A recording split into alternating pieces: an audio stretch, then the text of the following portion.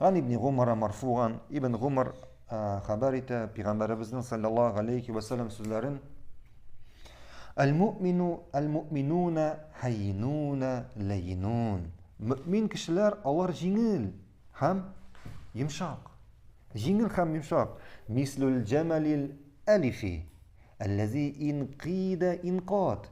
Ягъни өйрәтелгән дөя сыман. Өйрәтелгән дөя сыман, ягъни икенче мәгънәсе йөгәнләгән дөя сыман. Әгәр син берәр кая барасың икән, ул бара. Ва инсика инсак.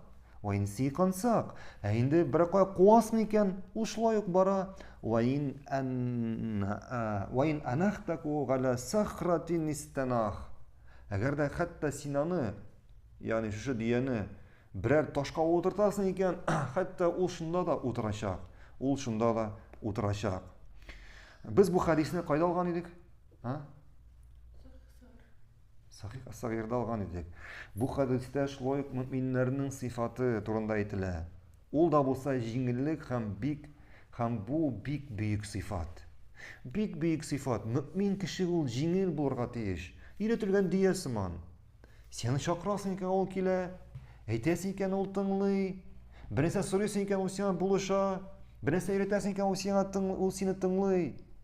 Бигрәк тә дин мәсьәләсендә, дин мәсьәләсендә кай вакытта шул мәчеткә кергәч, әйтәсең, кай вакытта әйтәсең кешеләргә, якынрак кил дип, сафыңны тигезлә дип, ул килми, авыр. Гыйлем өйрәтәсең, ул кабул итми, авыр, җый аякларыңа. Ул авыр. Ягъни дөнья мәсьәләсендә кайбер кеше янына ниндидер мәсьәлә, ниндидер бәләкәй генә мәсьәләне шишер өчен килергә авыр. Ниндидер вак мәсьәлә, бер кая барып килергә һәм нәрсәсе. Әйе, ул сиңа булышса да, ул шундый авыр итеп сиңа булыша. Әллә нәрсәләр әйтә. Мисал өчен, әйдә шунда барып килгән әле. Минем анда барасым юк инде, ну яра, мин анда не шулайрак. Ягъни ул син шуннан соң шул кешегә килгәннән соң башка вакытта бу кешенең янына гомердә бармаячакмын дип тәүбә итәсең. Чөнки ул авыр. Мөмин кеше алай булырга тиеш түгел.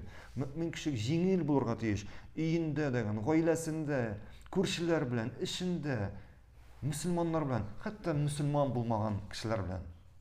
Аңладыгызмы? Дәвам итәбез.